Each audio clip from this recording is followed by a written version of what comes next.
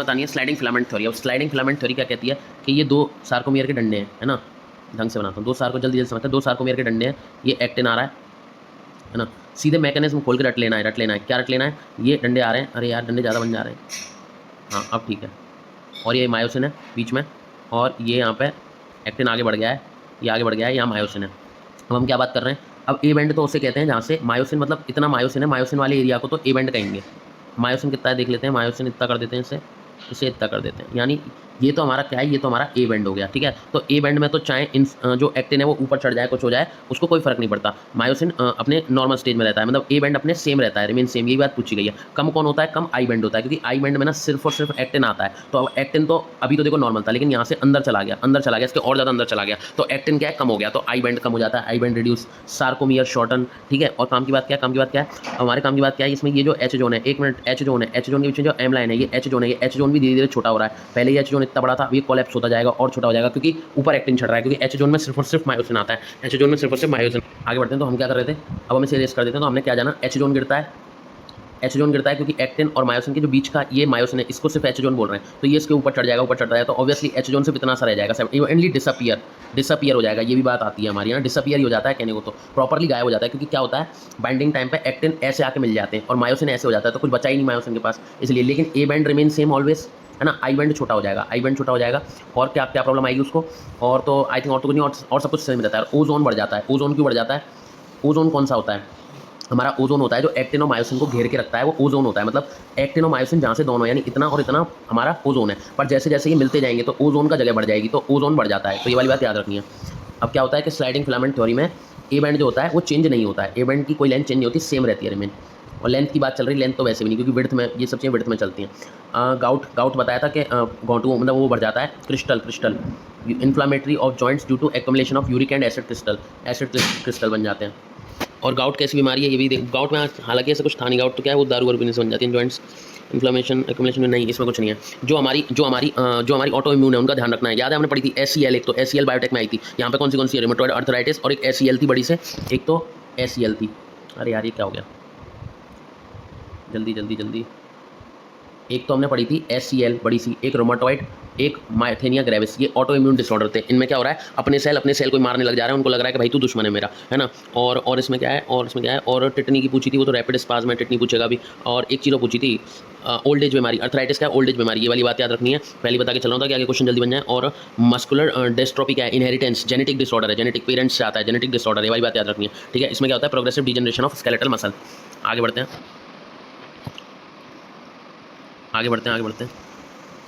आगे क्या है, osteoporosis is characterized by the decrease bone mass and increase. हाँ, ऑस्टियोपोरोसिस को डिक्रीज बोन मास के रूप में देखा जाता है कि ऑस्टियोपोरोसिस में क्या होता है, क्रोनिक, वैसे ऑस्टियोपोरोसिस और ऑस्टियोआर्थराइटिस दो होते हैं, तो ध्यान रखना है। अर्थराइटिस वाले में तो क्रोनिक पेन होता है और डीजनरेटिव डिजीज होती है वो, है ना। हालांकि पूछा नहीं, लेकिन कंफ्यूज हो जाओ कहीं। तो ऑस्टियोपोरोसिस जो अर्थराइटिस है, अर्थराइटिस तो बूढ़े बड़े में होता है ना, बूढ़े बड़ों में, तो वही अर्थराइटिस हमने इससे ऊपर पढ़ा था। Inflammation in joint, old age बीमारी है ना। रूमेटॉइड अर्थराइटिस अलग है, लेकिन रूमेटॉइड अर्थराइटिस में ऑटो इम्यून हो रहा था, तो ऑस्टियोपोरोसिस बिल्कुल अलग है। ऑस्टियोपोरोसिस एज रिलेटेड बीमारी है और बोन मास गिर जा रहा है इसमें, जिससे फ्रैक्चर के चांस बढ़ जा रहा है, ये वाली बात याद रखनी है। यानी ऑस्टियोपोरोसिस में एज की बीमारी है, और इसमें बोन का मास गिर जाएगा, जिससे चांस इंक्रीज ऑफ फ्रैक्चर। देखो पढ़ लेते हैं, assertion, osteoporosis is a characteristic feature by increase chance of fracture and bone mass decrease, ये एकदम करेक्ट स्टेटमेंट है।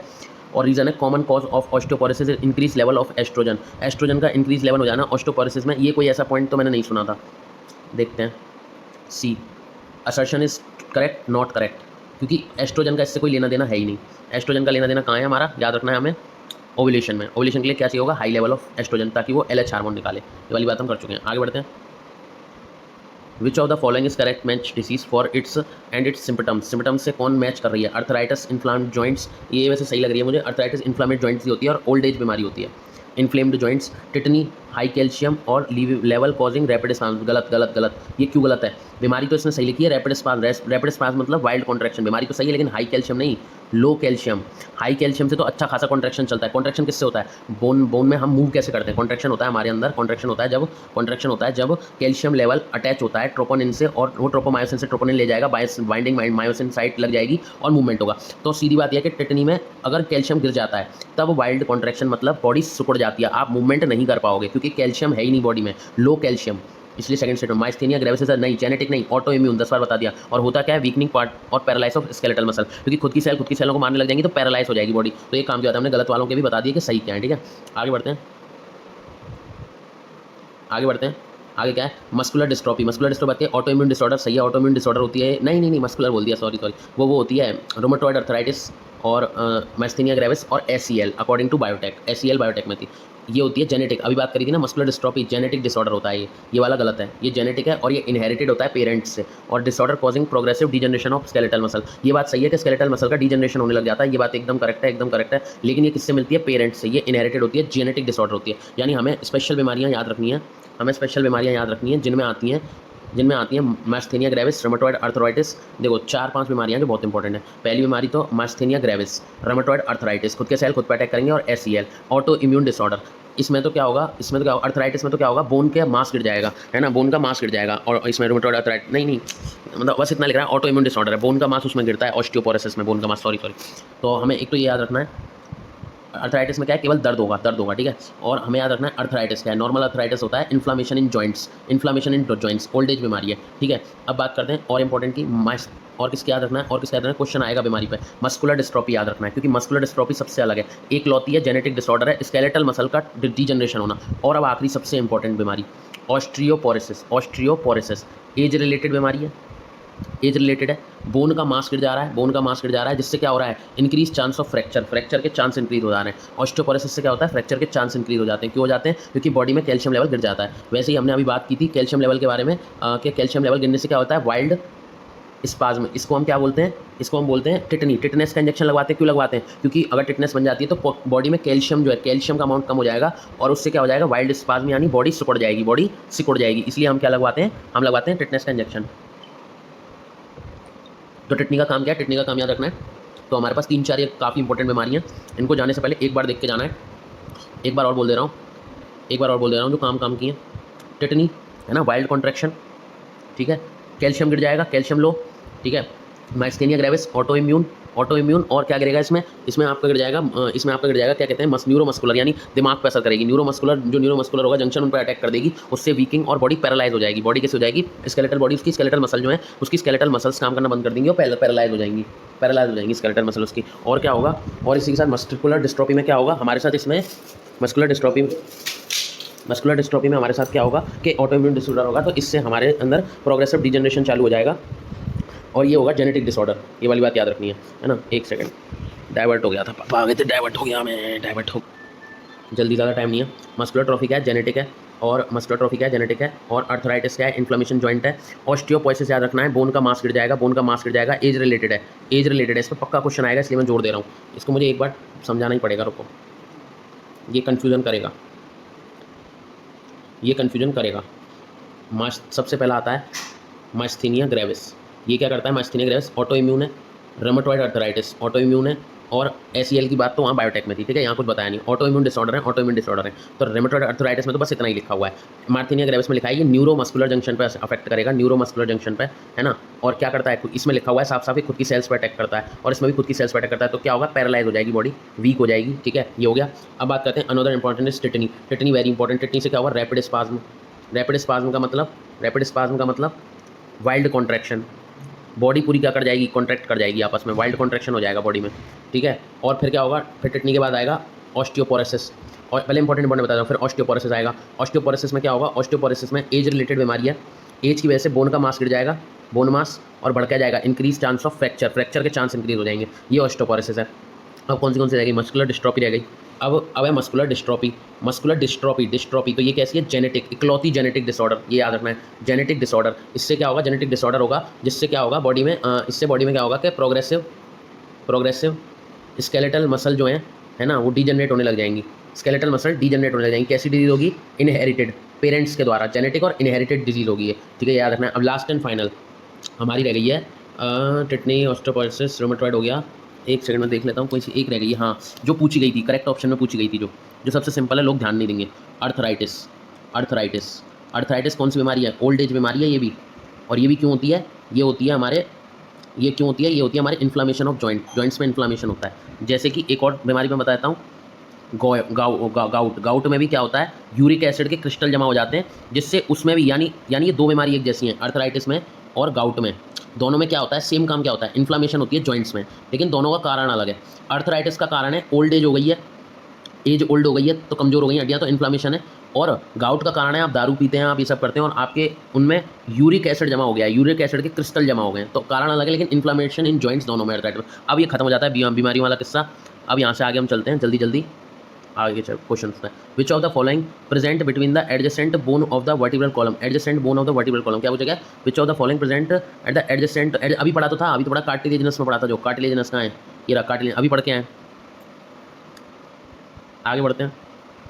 क्रॉनिक, अब ये बताना है क्रॉनिक ऑटो इम्यून डिसऑर्डर बताना है, chronic auto immune disorder. Chronic का नाम मैंने अभी लिया था, अभी मैंने बोला ना ऑस्टियोपोरोसिस और ऑस्टियो अर्थराइटिस में बहुत ध्यान रखना है। ऑस्टियोपोरोसिस तो है हड्डियों का गिरना, और ऑस्टियो अर्थराइटिस है क्रॉनिक पेन होना and degenerative disease, chronic auto immune disorder. लेकिन अभी ये ऑस्टियोपोरोसिस के बारे में नहीं पूछा है, क्रॉनिक पेन औरों में भी होता है ना, ये अभी उसके बारे में नहीं पूछ रहा है, कहीं ध्यान दे जाओ, मैं तो क्रॉनिक देख के बता रहा हूँ, क्रॉनिक देख के, बाई चांस पेपर में ऑस्टियो याद है, तुम्हारा ऑस्टियो अर्थराइटिस। एक काम करना, नोट्स है ना, नोट्स में एक बार ऑस्टियो अर्थराइटिस को देखो, समझ जाओ। ऑस्टियो अर्थराइटिस नैना सा है, बस इतनी सी बात लिख रही है कि क्रॉनिक पेन होगा और डीजनरेटिव डिजीज है, क्रॉनिक पेन होगा और डीजनरेटिव डिजीज, इतनी, इसके आगे कुछ भी नहीं लिख रहा, क्रॉनिक पेन होगा डीजनरेटिव। अभी ये नहीं पूछ रहा है, अभी कुछ और पूछ रहा है, क्योंकि इम्यून लिख रहा है, ऑटो इम्यून, यानी या तो माइथेनिया ग्रेविस या रूमेटॉइड अर्थराइटिस, दोनों में से पूछ रहा है। आगे पढ़ते हैं।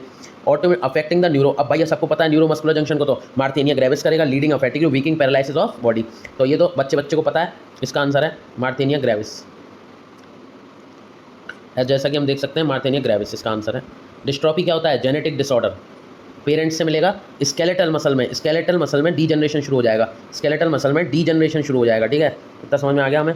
आगे बढ़ते हैं, ये वाला आंसर बहुत सिंपल है, लेट्स सी क्या है। वर्टिब्रल कॉलम किसमें होती है, कार्टिलेजस में, स्टर्नम, फ्लैट बोन, क्रैपुला, क्रेनियम। एक सेकंड दोबारा करते हैं, इसमें क्या है, मैंने बोला भी था, काफ़ी सिंपल आंसर है, सामने आंसर दे दिए थे। स्कैपुला तो ट्रायंगुलर फ्लैट बोन है, मैंने बताया था, और एक और बताया था एक्रोमियन बताया था। एक्रोमियन क्या है, क्लेविकल क्या है, एक्रोमियन क्या है, क्लेविकल, समझ में आ रहा है, क्लेविकल क्या है, एक्रोमियन, क्लेविकल क्या है, एक्रोमियन, समझ में आ रहा है। फिब्रस जॉइंट में क्या है, एक और बात लिखी हुई है, क्रेनियम, और फिब्रस जॉइंट क्या होता है, स्कल होता है, फिब्रस जॉइंट क्या होता है, ओके गुड, फिब्रस जॉइंट क्या होता है, स्कल होता है, और ये क्या मूवमेंट अलाउ नहीं करता, और क्रेनियम कहाँ से निकलती हैं, स्कल से ही तो निकलती हैं, क्रेनियल बोन वगैरह जो निकलती हैं, ये भी फिब्रस से निकलती हैं। तो क्रेनियल से क्या आ जाता है, क्रेनियल से आ जाता है हमारा, क्रेनियल से आता है स्कल, क्रेनियल बोन आती है स्कल से, और स्कल क्या है, फिब्रस जॉइंट, ऐसे याद कर लो, याद नहीं हो रहा तो। Sternum, vertebral column, cartilaginous, sternum flat bone, हमने बात कर ली थी इस बारे में, स्टर्नम भी फ्लैट बोन है, और एक तरीके का फिब्रस भी हमारा फ्लैट बोन था, फिब्रस भी तो स्कल फ्लैट बोन था, और और हमारा स्टर्नम भी फ्लैट बोन होता है, चेक करेंगे तो स्टर्नम भी फ्लैट बोन होता है। और स्कैपुला कैसा होता है, ट्रायंगुलर फ्लैट बोन, कहाँ मिलता है, सेकंड से एंड 7th रिब तक मिलता है हमारा स्कैपुला कहाँ तक मिलता है, सेकंड से 7th रिब्स तक, कहाँ तक, रिब्स तक, सेकंड से 7 ट्रू रिब्स में, बस पहला छोड़ के सेकंड से 7th तक क्या मिलता है, स्कैपुला, ठीक है, ये भी हो गया। आगे बढ़ते हैं, टाइम लग रहा है लेकिन अच्छे से रिवाइज हो रहा है चैप्टर बहुत, जब उस दिन रिवाइज नहीं हो पाया था, 7:14 को कोई नहीं, 7:30 तक खत्म होने पर चैप्टर अच्छे से रिवाइज हुआ है, और इसके बाद टिश्यू उठाएंगे, तो लगभग हाँ मतलब ये मान के चल सकते हैं 8 बजे तक ऑलमोस्ट वो वाला पार्ट हो गया जो सबसे बड़ा मानते हैं लोग, ह्यूमन फिजियो, फिर हम आराम से उसके बाद कर लेंगे जो बचा कुछ है जो भी मतलब, ठीक है। आगे बात करते हैं during muscular contraction, which of the following event occur, muscular contraction के टाइम कौन से इवेंट अकर होते हैं। अभी लास्ट हमारी ना रिब्स की बात रह गई है, अभी हम फ्लोटिंग रिब्स, ट्रू रिब्स और उनकी बातें करेंगे, जिनको ना एक को तो वर्टिब्रो स्टर्नल कहते हैं, जिसमें जो ट्रू वाली रहती हैं, जो वर्टिब्रो कॉन्ड्रल कहते हैं जो 3 रहती हैं, और वर्टिब्रल कहते हैं नॉर्मल जो 2 रहती हैं, आखिर की वो वाली बात हमें याद करनी है, वो ढंग से याद नहीं है। तो बात करते हैं कि during muscular contraction which of the following events अकर, कौन से जो इवेंट्स हैं वो अकर हो रहे हैं, कौन से इवेंट हो रहे हैं। एच जोन डिसअपियर, बिल्कुल सही, एच जोन पे एक्टिन मायोसिन ऐसे चढ़ते जाएंगे, तो एक्टिन ऐसे चढ़ जाएगा, तो बात ये नहीं है, आई नो मायोसिन बहुत गाढ़ा होता है, मायोसिन मोटा होता है, लेकिन अगर एक्टिन उसको पूरा ढक लेगा, बात ये नहीं, देखो मैं बताता हूँ, बात ये है सीधी हमारी, छोटे सा बताऊँगा, ज़्यादा एक्सप्लेन नहीं कर रहा मैं से, कि एक्टिन चढ़ रहा है यूँ, अब मायोसिन चढ़ रहा है यूँ, अब हम इससे क्या समझ रहे हैं, अब एक्टिन ऐसे ऊपर आ गया तो क्या ए बैंड कम हुआ, नहीं, मायोसिन तो आज भी ऊपर है, मायोसिन डार्क बैंड है, लेकिन एच जोन क्या है, एच जोन एक बात कहता है कि मैं तो भाई मेरी तो स्पेशलिटी मायोसिन में ही है, मैं मायोसिन के अलावा किसी और को आंख उठा के देखूंगा भी नहीं या देखूंगी भी नहीं, आंख उठा के देखूंगी भी नहीं, तो इसको चाहिए मायोसिन। एक सेकंड इसको बैक करते हैं, थोड़ा गैप बनाते हैं इनमें। अब यहाँ पे क्या है, अब यहाँ पे एच जोन है, अब ये जैसे ही कॉन्ट्रैक्ट करके ऐसे बाइंड कर जाएंगे तो एच जोन जो है, एच जोन डिसअपियर हो जाएगा, क्योंकि उसको इकलौता मायोसिन मिला ही नहीं, लेकिन ओ जोन बढ़ जाएगा, ओ जोन तो बढ़ गया ना, ओ जोन तो देखो अब तो एक्टिन मायोसिन पूरे में फैल गया, ओ जोन के मजे हो गए, है ना, और आई बैंड कम हो गया, ए बैंड बराबर है और आई बैंड कम हो गया। और अगर बात करें डायरेक्ट हम बात करें एक्टिन मायोसिन की, तो याद रखना एक्टिन और मायोसिन में से कुछ भी कम ज़्यादा नहीं होता है। एक्टिन की तो डंडी वही है, एक्टिन की डंडी वही है, मायोसिन की डंडी वही है, मायोसिन तो वो हमेशा स्टिल सेम। मायोसिन और एक्टिन हमेशा सेम होते हैं। इनके जो बैंड होते हैं, क्योंकि इनके बैंड, अब आई बैंड है, मुझे तो भाई सिर्फ और सिर्फ एक्टिन देखना है। अब जब एक्टिन यहाँ से जाके इतने में मिल जाएगा मायोसिन से, अब देखो कितना सा बचा एक्टिन बैंड, इससे भी कम, ये से और आगे लो, इतना सा बचा एक्टिन बैंड, नेक्स्ट सा बचा एक्टिन बैंड, नेक्स्ट सा एक्टिन बैंड बचा, तो एक्टिन बैंड नहीं बचा। अब आई बैंड की स्पेशलिटी थी, मैं तो सिर्फ एक्टिन लूंगा, तो आई बैंड छोटा हो गया। लेकिन ए बैंड की ऐसी कोई स्पेशलिटी नहीं है, वो दोनों को ले लेगा। लेकिन एक बात कंपलसरी है, वो मायोसिन होना चाहिए उसमें, यानी कहने का मतलब है जैसे ये है, अब ए बैंड दोनों को ले लेगा, लेकिन उसमें मायोसिन ए बैंड में कंपलसरी होना चाहिए, क्योंकि मायोसिन तो ए बैंड का, यानी ए बैंड कंपलसरी होना चाहिए। ऐसा नहीं है यहीं से ए बैंड को मान लिया, ए बैंड को मायोसिन से मानना है, मायोसिन यहाँ पे क्यों, क्योंकि भाई इसके ओवरलैपिंग पे क्या फर्क पड़ रहा है, मायोसिन तो ऊपर ही रहेगा ना, मायोसिन तो अलग ही दिखेगा ना। आई बैंड को क्यों फर्क पड़ रहा है, क्योंकि आई बैंड तो गायब हो जाता है, आई बैंड तो लाइट बैंड होता है, क्योंकि देखो अगर आई बैंड ओवरलैप कर रहा है, आई बैंड ओवरलैप कर रहा है मायोसिन पे, तो आई बैंड तो गायब हो गया। जबकि अगर मायोसिन पे एक्टिन बाइंड करता है, मायोसिन पे एक्टिन बाइंड करता है, तो मायोसिन अलग ही दिखता है, इसलिए ए बैंड को कोई टेंशन नहीं है, कर ले भाई तुझे जो करना है। लेकिन आई बैंड को टेंशन रहती है, आई बैंड गायब हो जाता है एकदम, जो एक्टिन एकदम गायब हो जाता है मायोसिन में, समझ गए, ये वाला कंसेप्ट हो गया। तो H don't disappear, A band widens नहीं, ए बैंड भी वाइड नहीं होता, सेम रहता है। I band reduce it's width, बिल्कुल सही, विड्थ में कम हो जाता है। आई बैंड कम हो रहा है ना, क्योंकि मायोसिन चढ़ता जा रहा है एक्टिन के ऊपर, सॉरी मायोसिन एक्टिन के ऊपर चढ़ रहा है, तो एक्टिन क्या है, एक्टिन आई बैंड है, एक्टिन गायब होता जा रहा है, मायोसिन ऊपर दिखता जा रहा है, तो इसलिए ये हो जाएगा। तो myosin hydrolyse ATP releasing ADP and pi, ये भी शायद सही था, हाँ हाइड्रोलाइज कर रहा है, सही था, क्योंकि मतलब हाँ सही था कि वो एडीपी फॉर्मेशन इन सब के लेकर रहा है। Z line attach to actin are called, बिल्कुल सही बात है, मैंने कहा था ना जेड लाइन ये एक्टिन ये है, तो एक्टिन ही तो पुल कर रहा है, एक्टिन ही तो पुल कर रहा है, ये बात मैंने थोड़ी देर पहले समझाई थी। तो स्टेटमेंट इसमें क्या बताना है, सही वाली बतानी है ना, statement C, statement A, statement E, statement D, यानी बी गलत लग रही है मुझे और सारी सही लग रही हैं। ठीक है, चेक कर लेते हैं।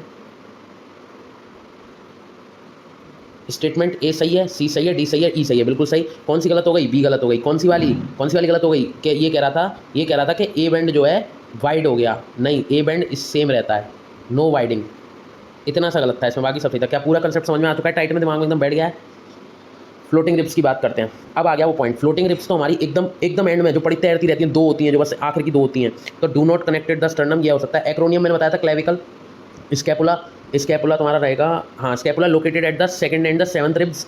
ग्लेनोइडल कैविटी मैंने अलग से लिखवाया था, glenoidal cavity head of humerus, glenoidal cavity head of humerus, ये अलग से लिखवाया था। हेड ऑफ ह्यूमरस क्या है, ग्लेनोइडल, याद कर लेते हैं, GLH, मतलब ग्लेनोइडल कैविटी क्या है, हेड ऑफ ह्यूमरस क्या है, glenoidal cavity, head of humerus क्या है, ग्लेनोइडल कैविटी। अब बात करते हैं फ्लोटिंग रिप्स की। Floating ribs do not connect the sternum, floating ribs कोई क्या हम वर्टिब्रल रिप्स कहेंगे, नॉर्मल वर्टिब्रल, और वर्टिब्रो कॉन्ड्रल किसे कहेंगे, कॉन्ड्रल, देखो कॉन्ड्रा, अरे कॉन्ड्रा भाई, तो कॉन्ड्रा में 3 आएंगी, 3 कौन सी, जो फॉल्स रिप्स थी, और जो प्रॉपर होती हैं वो वर्टिब्रो स्टर्नल होती हैं, स्टर्नल, उनमें स्टर्ना एकदम कनेक्ट है, स्टर्नल है ना, स्टर्ना एकदम कनेक्ट है, ट्रू रिप्स हैं वो 7 हैं, इसके बारे में अभी आगे बात करेंगे, बस होने वाले हैं। Match the following joints with the bones involve. Gliding joint बिना देखे बोलना चाहिए वैसे तो, ग्लाइडिंग जॉइंट में हमने पढ़ा था, ग्लाइड करेगा जी से गाइनोशियम कार्पल करेगा, है ना, और हिंज जॉइंट बिना देखे बोलूँगा नी, ये करेगा रोटेशन, सॉरी लोकोमोशन, ग्लाइडिंग में तो ऐसा कोई फीचर नहीं होता था, ये लोकोमोशन करेगा। पाइवट जॉइंट में करेगा एटलस और एक्सेस, यानी पायलट को क्या मिलेगा, पायलट को एटलस मिलेगा, एक्सेस मिलेगा। सैडल जॉइंट कौन सा होगा, सैडल जॉइंट होगा, पहले गलत कर दिया था मैंने, मेटाकार्पल और कार्पल ऑफ थंब। अब चेक कर लेते हैं, इसे बिना देखे बताया तो चेक कर लेते हैं। ग्लाइडिंग जॉइंट होते हैं, पाइवट जॉइंट होते हैं एटलस एक्सेस, है ना, और कार्पल और मेटाकार्पल होते हैं हमारे सैडल जॉइंट। ग्लाइडिंग जॉइंट होते हैं हमारे कार्पल होते हैं ग्लाइडिंग जॉइंट, हमने कार्पल की बात करी थी गाइनोशियम के साथ, gynoecium carpal, gliding joint carpal. और ग्लैनोइड कौन से होते हैं, ग्लैनोइड अभी बात करी, ह्यूमरस, हेड ऑफ ग्लैनोइड कैविटी याद रहेगी ना, हेड ऑफ ह्यूमरस, ठीक है। हिंज जॉइंट कौन से होते हैं, लोकोमोशन के लिए बिटवीन, एक सेकंड, हिंज जॉइंट रहेगा ना between the humerus and ulna, humerus and ulna में तो बॉल एंड सॉकेट आते हैं, हिंज जॉइंट किसके हैं फिर, उड़ीसा वाले कुछ भी लिखते रहते हैं, ये उड़ीसा वाले हैं, ये पता नहीं क्या करते हैं, क्योंकि सबका भर गया। अब हाँ ह्यूमरस एंड अल्ना रह गया, बिटवीन ह्यूमरस एंड अल्ना, हाँ वैसे ह्यूमरस एंड अल्ना के बीच की बात चल रही है, वो बात चल रही थी कि पेक्टोरल ग्रिडल एंड कहा जा सकता है हिंज जॉइंट को between humerus and ulna.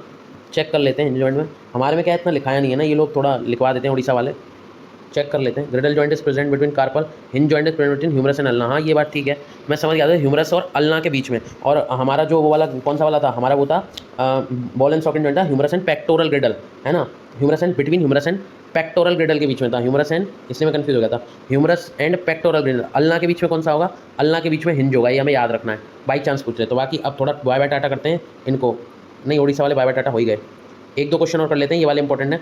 8th, 9th, 10th pair of ribs हमें बतानी है correct statement. Articular directly with sternum, articulately directly with sternum, नहीं डायरेक्टली स्टर्नम से नहीं होती हैं, स्टर्नम से नहीं होती हैं ना, ये स्टर्नम से होती हैं, इनको फॉल्स रिब्स बोला जाता है। इनको हम बोलते हैं, यहीं से याद कर लो, chondral, vertebro chondral, vertebro chondral, ये याद करना है, पूछेगा 11 12 वर्टिब्रल, नॉर्मल वर्टिब्रल बोलते हैं। हाइलन कार्टिलेज, नहीं भाई नहीं, ट्रू रिब्स को जोड़ता है आयरन कार्टिलेज, स्टर्नम से नहीं भाई नहीं।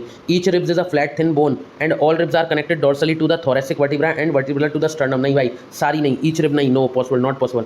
देयर आर 7, ये वाला सही होगा, देयर आर 7 वर्टिब्रो स्टर्नल, देखो वर्टिब्रो स्टर्नल आ गया, वर्टिब्रो स्टर्नल कौन सी है, ट्रू रिब्स 7, वर्टिब्रो कॉन्ड्रल कौन सी है, 3 रिब्स फॉल, और नॉर्मल वर्टिब्रल कौन सी है, फॉल्स, वो फ्लोटिंग वाली, एंड में फ्लोटिंग, तो याद करने में इसमें कोई बड़ी बात नहीं है।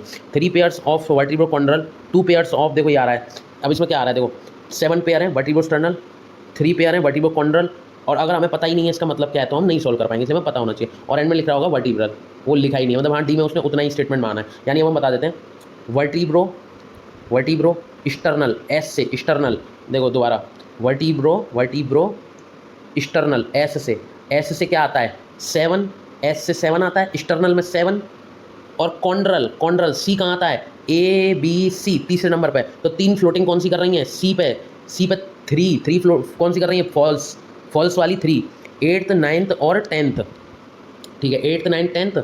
अब बात कर लेते हैं हम, अब किसकी बात कर रहे थे हम, अब बात कर लेते हैं 8th 9th 10th हो गया, 8th 9th 10th हो गया। अब हम बात कर लेते हैं 8th 9th 10th के बाद फ्लोटिंग रिब्स, नॉर्मल वर्टिब्रल, कुछ नहीं है इसमें, फ्लोटिंग है, बस 2 फ्लोट करेंगे 11 12, खत्म कहानी, चैप्टर भी पूरा हो गया। ये वाला डिजीज़ देख लेते हैं, भले कहीं का भी है, ऑटो इम्यून डिसऑर्डर बताना है, गाउट, ग्रेविस, अर्थराइटिस, ऑस्टोपोरोसिस में। देखो अब देखो यहाँ ऑस्टोपोरोसिस दे रखा है ना, अर्थराइटिस भी होता है, वो होता है बस क्रॉनिक पेन, है ना, तो ये अब हटा दो, मैं तो बस ऐसी जानकारी बता रहा हूँ। पोरेस क्या होता है, बोन का गिर जाना, बोनी मास का गिर जाना, पोरेस ओल्ड एज डिसीज और फ्रैक्चर होना, बढ़ जाना। अर्थराइटिस क्या होता है, हम सारा डिस्कशन करेंगे। अर्थराइटिस क्या होता है, इन्फ्लामेशन इन जॉइंट्स, जैसे कि गाउट में भी क्या होता है, गाउट में भी इन्फ्लामेशन होता है, लेकिन वो होता है क्रिस्टल, यूरिक क्रिस्टल, जबकि अर्थराइटिस में ओल्ड एज की वजह से इन्फ्लामेशन होता है। मार्थेनिया ग्रेविस में और गाउट में बात ही कर लिया। मार्थेनिया डिस्ट्रोफी क्या होता है, जेनेटिक डिसऑर्डर, ठीक है, ये बहुत इंपॉर्टेंट है, पूछा जाएगा। मार्थेनिया ग्रेविस क्या होता है, जेनेटिक डिसऑर्डर, और लेक्चर भी जाने वाला है थोड़ा सा। मार्थेनिया डिसऑर्डर और कौन सी थी, रोमेटॉइड कौन सी होती है, रोमेटॉइड भी डिसऑर्डर और अपने सेल्स पे अटैक करे, बस इतनी बात है। टिटनी क्या होती है, टिटनी में रैपिड स्पाज्म हो जाएगा, वाइल्ड कॉन्ट्रैक्शन हो जाएगा, कैल्शियम का लेवल गिर जाएगा, ये बातें याद रहेंगी, बिल्कुल याद रहेंगी, और इस बार हो जाएगा अपना।